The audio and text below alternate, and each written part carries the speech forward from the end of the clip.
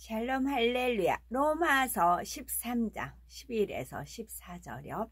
또한 너희가 이 시기를 알거니와 자다가 깰 때가 벌써 되었으니 이는 이제 우리의 구원이 처음 믿을 때보다 가까웠음이라. 밤이 깊고 낮이 가까웠으니 그러므로 우리는 어둠의 일을 벗고 빛의 갑옷을 입자. 낮에와 같이 단정히 행하고 방탕하거나 술 취하지 말며 음란하거나 호색하지 말며 다투거나 시기하지 말고 오직 주 예수 그리스도로 옷 입고 정욕을 위하여 육신의 일을 도모하지 말라. 아멘. 제목은 빛의 갑옷을 입자입니다. 어떤 사람들은 자신의 아름다움과 부와 지위를 과시하기 위해 고가의 옷을 입으며 만족해하는 것을 볼 수가 있죠. 그러나 믿음이 있는 성도는 이러한 모습이 조금도 부럽지 않답니다.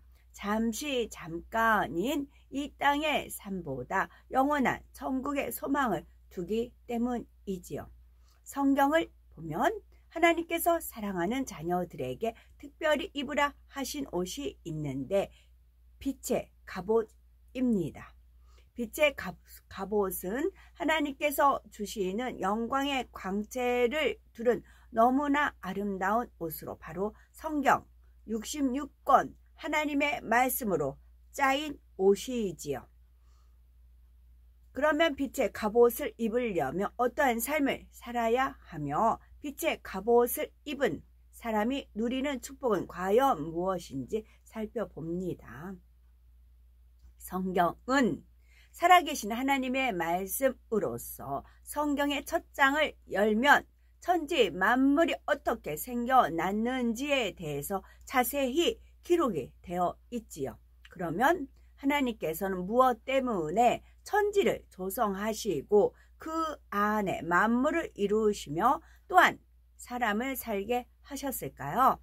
이는 수많은 사람들을 수고하여 경작하신 후에 하나님의 뜻에 합한 참 자녀들을 찾아 천국에서 함께 영원히 사랑을 나누시기 위함입니다. 그러면 하나님께서는 알곡된 성도들을 언제 추수하시는 것일까요?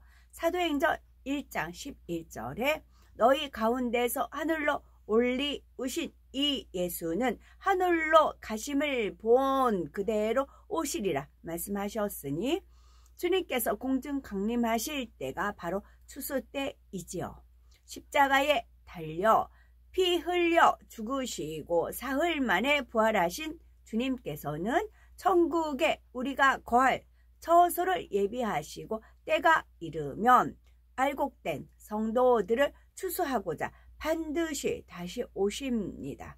따라서 본문을 보면 너희가 이 시기를 알거니와 자다가 깰 때가 벌써 되었으니 이는 이제 우리의 구원이 처음 믿을 때보다 가까웠음이니라 말씀하시며 항상 깨어 빛 가운데 거하며 다시 오실 주님을 사모하고 기다려야 할 것을 권면하시는 것이죠. 항상 깨어 있다는 것은 어떠한 것을 의미하는 걸까요? 본문에 보니 밤이 깊고 낮이 가까웠으니 그러므로 우리가 어둠의 일을 벗고 빛의 갑옷을 입자. 낮에와 같이 단정히 행하고 방탕과 술 취하지 말며 음란과 호색하지 말며 쟁투와 시기하지 말고 오직 주 예수 그리스도로 옷 입고 정욕을 위하여 육신의 일을 도모하지 말라 말씀하셨으니 이것이 바로 깨어있는 것이요 낮에와 같이 단정히 행하는 것입니다.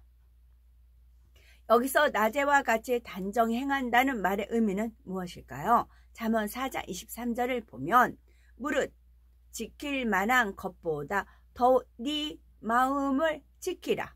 생명의 근원이 이에서 남인이라 말씀했고 잠언 10장 19절에는 말이 많으면 허물을 명키 어려우나 그 입술을 제어하는 자는 지혜가 있느니라 교훈하셨으며 베드로전서 1장 15절에는 오직 너희를 부르신 거룩한 자처럼 너희도 모든 행실에 거룩한 자가 되라 권면하셨습니다. 이처럼 우리의 마음과 입술, 행실 등이 사람으로서의 마땅한 도리와 자신의 본분에서 떠나지 않는 것이 바로 나제와 같이 단정히 행하는 것이죠. 그러기 위해서는 방탕과 술취함, 음란과 호색, 쟁투와 시기 등 여러 가지 어둠의 일들을 벗어버리는 것들이 선행되어야 합니다. 왜냐하면 마음에 선이 임한 만큼 성령의 소욕을 쫓게 되지만 악이 있는 사람은 그만큼 비진리를 쫓아 행함으로 범사에 다툼이 일어날 수밖에 없기 때문이죠. 그러면 이러한 어둠의 일들에 대해 잠시 살펴보면요. 먼저 방탕이라는 것은 무절제하고 방종한 생활로 정돈되지 못한 삶을 말하죠. 사람은 본능대로 행동하는 동물과 달리 마땅히 지켜야 할 도리가 있답니다. 이러한 도리를 지키는 것이 단정한 삶이라면 자신의 욕망을 쫓아 원하는 것을 취하려고 정돈된 삶을 저버리는 것이 방탕이지요. 색욕을 쫓아 음란한 생활을 추구하는 것이나 술에 취해 살아가는 등 자기 마음 내키는 대로 세상을 살아가는 것들이 모두 여기에 해당하는 것입니다. 다음으로 술취함 또한 하나님께서 금하신 일이죠.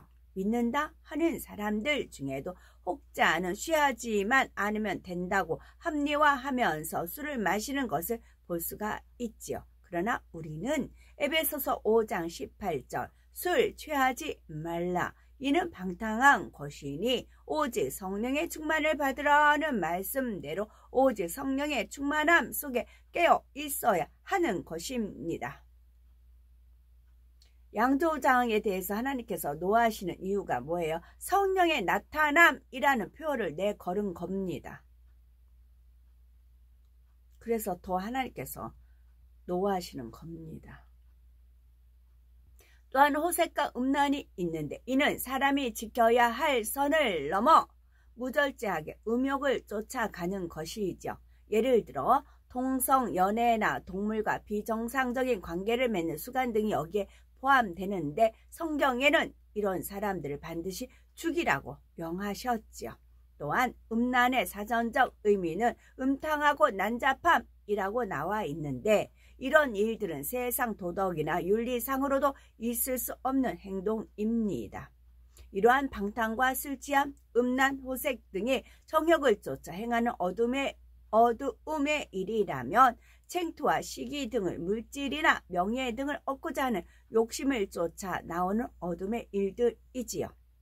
야고보서 4장 1절에서 2절을 보면 너희 중에 싸움이 어디로 다툼이 어디로 쫓아나느뇨 너희 지체 중에서 싸우는 정욕으로 쫓아난 것이 아니냐 너희가 욕심을 내어도 얻지 못하고 살인하며 시기하여도 능히 취하지 못하나니 너희가 다투고 싸우는도다 라고 말씀했습니다. 또한 자신이 남보다 못하다거나 상대가 자신보다 나올 때 생기는 시기도 이와 같은 맥락이지요. 이처럼 어둠의 일을 행하는 사람은 단정한 마음을 가질 수 없고 말과 행실도 단정할 수 없다는 사실을 알아 신속히 어둠의 일들을 벗고 빛의 갑옷을 입어야 하는 것입니다. 빛의 갑옷을 입기 위해서는 정욕을 쫓아 육신의 일을 도모하려는 속성을 모두 벗어버리고 오직 주 예수 그리스도로 옷 입어야 하지요. 예수 그리스도께서는 하나님의 말씀이 육신을 입고 이 땅에 오신 분이니 말씀 자체가 되심으로 예수 그리스도로 옷 입는다는 것은 하나님의 말씀을 지켜 행하는 것을 의미합니다. 그러므로 우리는 성경 66권 말씀을 배우는 대로 지켜 행해야 하죠. 이처럼 예수 그리스도를 본받아 말씀의 빛으로 옷을 입으면 이전에 정욕을 쫓아 행하던 육신의 일을 도모하지 않게 됩니다. 여기서 빛의 갑옷을 입는다는 말은 단순히 하나님의 말씀을 지키는 일반적인 상황을 의미하는 것이 아니죠. 기본적인 신앙의 차원을 넘어서 생명을 걸고라도 하나님의 영광을 드러낼 수 있는 영적인 장수의 수준을 말씀하고 계신 것입니다.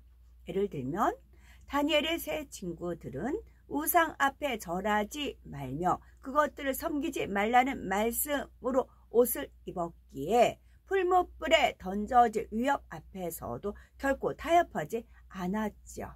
이처럼 빛의 갑옷을 입으면 하나님을 기쁘시게 함으로 범사의 지킴을 받으며 진리로 승리해 나가는 것입니다.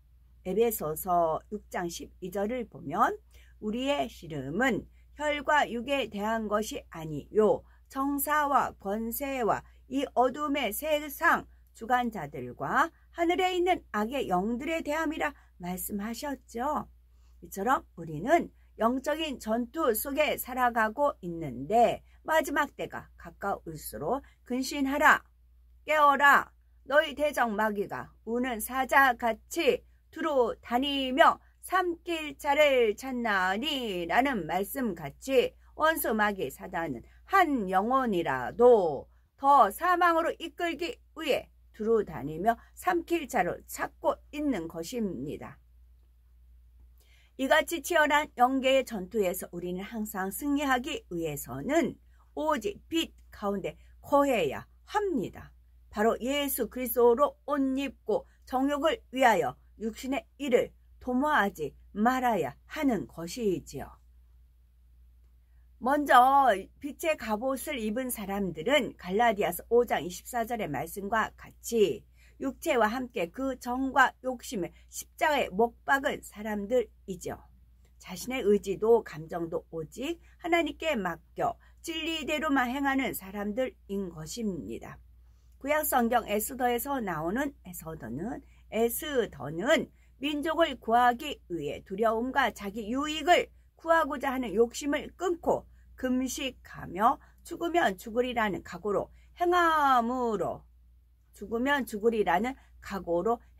결국 민족을 구원할 수가 있었죠. 다음으로 빛의 갑옷을 입은 사람에게는 요한계시록 2장 10절 말씀이 임해 있는 것입니다. 즉 네가 장차 받을 고난을 두려워 말라 볼지어다. 마귀가 장차 너희 가운데서 몇 사람을 오게 던져 시험을 받게 하리니 너희가 10일 동안 환난을 받으리라. 네가 죽도록 충성하라. 그리하면 내가 생명의 면류관을 네게 주리라는 말씀이 임한 것이지요. 예를 들어 사도 바울은 복음을 증거하기 위해 죽음도 두려워하지 않았던 것을 볼 수가 있죠. 진리를 위해서는 어떠한 어려움을 당한다 해도 기뻐하고 즐거워할 수 있는 이러한 마음이 사도 바울에게는 빛의 갑옷으로 되어 있었던 것입니다. 초대교회 당시 예수 믿는 사람을 열심히 핍박했던 사도 바울은 다메섹 도상에서 한번 주님을 만나고 그 음성을 들은 이후 돌변하여 복음을 전하기 위해 생명을 다했죠. 때로는 태장으로 맞고 돌에 맞으며 강도의 위험과 이방인의 위험과 굶주림에도 개의치 않았죠. 또 매를 맞고 감옥에 들어갔어도 주님을 증거했지요. 영원한 하늘나라에 받게 될 상급을 생각하며 죽음도 두려워하지 않은 마음이 사도 바울의 빛의 갑옷이었던 것입니다. 마지막으로 빛의 갑옷을 입은 사람은 원수를 사랑하며 핍박하는 자를 위하여 기도합니다. 마음 중심에서부터 원수를 사랑하는 사람이라면 그 자체가 최고의 선으로 온전히 빛에 거하는 것이니 어둠의 세력이 감히 만지지도 못하지요. 우리가 이런 빛의 갑옷을 입고 영적 장수들이 되면 주님께서 이 땅에서 행하신 것처럼 명철을 통해 바른 길로 나가며 사단의 회를 깨트릴 수 있는 지혜와 능력이 임하는 것입니다. 하나님의 벗이라 칭함을 받은 아브라함은 일국의 왕까지 그 앞에 머리를 숙일 정도로 온전한 빛의 갑옷을 입었죠. 또한 선한 도리를 쫓기를 즐거워하므로 빛의 갑옷을 입었던 룻은 이방 여인으로 예수님의 계보에 오르는 축복을 받았죠. 그런가 하면 다니엘은 굶주린 사자가 감히 해칠 수 없었고, 다니엘의 세 친구는 극렬히 타는 풀무불에서 머리털 하나 그슬리지 않고 건짐받았죠. 또한 불의와 타협지 않은 빛의 갑옷을 입은 요셉은 결국 왕 다음 가는 권세를 얻게 되었죠. 바로 시편 91편 14절에 저가 내 이름을 안즉 내가 저를 높이리라 말씀하신 대로 우리가 정녕 하나님을 알아 그분의 뜻을 쫓아 행한다면 하나님께서는 분명히 우리를 높여주실 것입니다. 또한 저희 환난 때에 내가 저와 함께하여 저를 건지고 영화롭게 하리라 말씀하신 대로 설령 시험과 환난이 왔다 해도 하나님께서 함께하여 주시고 지키시니 오히려 영화롭게 된다는 것입니다. 따라서 우리는 언제 어느 곳에서라도 낮에와 같이 단정히 행하여 온전히 빛의 갑옷을 입어야 하는 것입니다. 그리하여 하나님의 축복과 보호하심을 받으며 이 땅의 모든 싸움이 마치는 날까지 오직 하나님께 영광만 돌리는 복된 삶을 영위하는 우리가 되어야 하는 것입니다. 아멘.